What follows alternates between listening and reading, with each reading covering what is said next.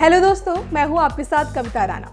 हरियाणा की बीजेपी सरकार ने कश्मीरी पंडितों के पलायन और उनके निर्मम हत्याओं की घटनाओं पर आधारित फिल्म द कश्मीर फाइल्स को रिलीज के पहले ही दिन देखिए 11 मार्च को टैक्स फ्री घोषित कर दिया है। इस संबंध में हरियाणा सरकार ने एक आदेश जारी किया है और हरियाणा सरकार ने इसे राज्य के सभी सिनेमाघरों और मल्टीप्लेक्स में जीएसटी मुक्त कर दिया है। इस संबंध में Haryana excise and taxes department ने आदेश जारी किया है और इस बीच देखिए फिल्म के टैक्स फ्री किए जाने के बाद फिल्म डायरेक्टर विवेक अग्निहोत्री ने हरियाणा के सीएम मनोहर लाल खट्टर का धन्यवाद किया है। विवेक अग्निहोत्री ने हरियाणा सरकार के इस फैसले को लेकर ये कहा कि सरकार के इस फैसले से कोरोना काल में समस्या झेल रही सिनेमा इंडस्ट्री को काफी राहत मिलेगी। वहीं इस फैसले पर उन्होंने सीएम खट्टर का भी दिल से धन्यवाद किया है। उन्होंने इसको लेकर कहा है, बहुत आभार माननीय खट्टर जी। कोरोना काल की आर्थिक समस्याओं के बाद सामान्य परिवारों को ये फिल्म देखने में आपका ये निर्णय काफी मदद करेगा, साथ ही सिनेमा हॉल का व्यवसाय भी मजबूती पकड़ेगा।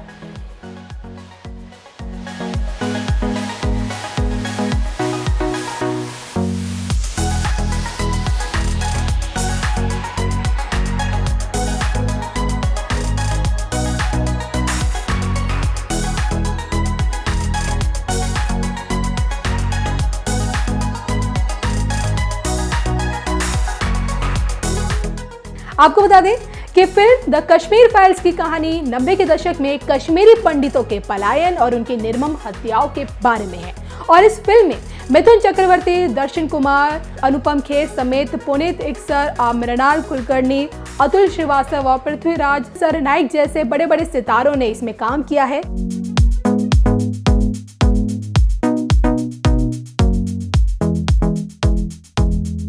11 मार्च को सिनेमाघरों में ये रिलीज हुई है और ये फिल्म काफी पसंद की जा रही है। वैसे आपका इस खबर पर क्या कहना है, हमें कमेंट करके जरूर बताइएगा और साथ ही बॉलीवुड से जुड़ी हर खबर को जानने के लिए बने रहिए सिर्फ और सिर्फ हम लोगों के साथ। आजकल बहुत सारे मूवीज ऐसे जो कुछ सिर्फ नाम के लिए, लेकिन ये ऐसी मूवी है ना कि रोमते खड़े हो जाएंगे मूवी देख के किसी के भी। मैं तो एक ही चीज़ कहना चाहूँगा, जो जिसने भी आज तक कभी उतना सोचा समझा नहीं होगा उससे भी काफ़ी खतरनाक कहानी थी।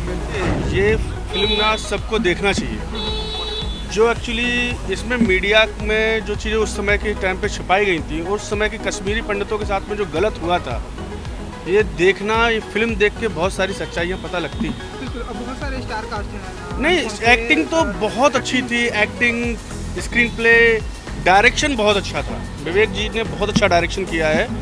एक्चुअली फिल्म पहली एक ऐसी फिल्म है जिसको आप देख सकते हो और जो बहुत अच्छा एक पूरा एक तरह से एक सब्जेक्ट जो था, मतलब एक कश्मीरी पंडितों का जो दुख था, उस दुख को जो दिखाया गया है। आज तक एक शिकारा फिल्म आई थी विधु विनोद चोपड़ा की, वो एक तरह से डब्बा फिल्म है। इसके आगे डब्बा भी नहीं बोल सकते, ढक्कन बोल सकते हो। फिल्म बहुत अच्छी थी और मुझे लगता है कि ये सभी को देखनी चाहिए। ये मतलब जो इतिहास हमें पता ही नहीं है और जो दिखाते हैं वही दिखेगा। अब ये चीज़ जानने का मौका हमें कैसे मिलेगा? जो मूवी को बताते हैं समाज का दर्पण, तो आज एक्चुअली में देखने को मिला है वो चीज़। सर, इंडिया ने आज तक इतनी अलग फिल्म नहीं बनाई है। ये आज से एक अलग फिल्म है जो इंडिया में शुरू हुई है।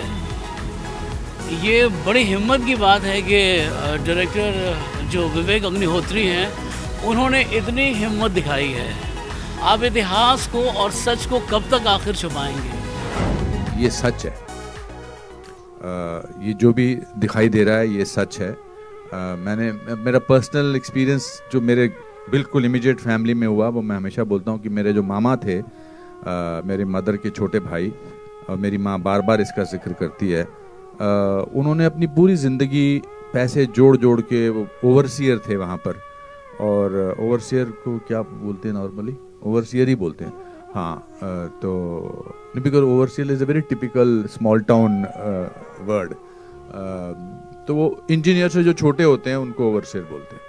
तो उन्होंने बड़े मुश्किल से पैसे कमा के, उनका एक सपना था कि कश्मीर में, श्रीनगर में अपना एक घर बनाएंगे। तो उन्होंने वो घर जैसे तैसे 86, 85, 87 में बना लिया और बड़े खुश थे कि अपना उनका एक घर था। और जैसे ही उन्होंने घर बनाया, उसके कुछ 6-7 महीने बाद ये थ्रेट्स आनी शुरू हो गई कि आप निकलो यहाँ से। एंड फिर ऐसी थ्रेट्स आई कि भाई हमने आपके पड़ोसी को मार दिया है, उसकी लाश वहाँ पड़ी है, अब अगर आप अगले कुछ दिनों में नहीं छोड़ेंगे तो हम फिर आपकी लाश किसी और के घर पर होगी। सो एक रात को एक फिएट गाड़ी में जितना सामान वो डाल सकते थे, जिंदगी भर की पूंजी, एक फिएट गाड़ी में 4 उनके खुद के अपने सदस्य थे, बेटा बेटी उनकी बीवी, और वो वहां से निकल गए और दिल्ली में जाकर कहीं वो सेटल हो गए। और उनका सदमा उनको इतना गहरा पड़ा कि he died after couple of years or 3 years. And so that is what we have seen. जैसे जब आप किसी के घर से किसी को निकालते हैं तो आप सिर्फ उनको दीवारों से या छत से या उनके आंगन से नहीं निकालते हैं, आप उनको उस जगह की आबो हवा से, उस जगह की खुशबू से, उस जगह के वातावरण से, उस जगह की आदतों से वहाँ से निकालते हैं। मेरे दादाजी का छोटा सा एक मंदिर था 3rd फ्लोर पे, मिट्टी का घर था, और वहाँ पर उनकी वो जो अगरबत्ती रोज़ जलाते थे तो उसकी एक खुशबू थी। अब वो खुशबू टेंट में तो नहीं आ सकती है, या किसी जम्मू के घर में या पूना के घर में या दिल्ली के घर में तो नहीं आ सकती है।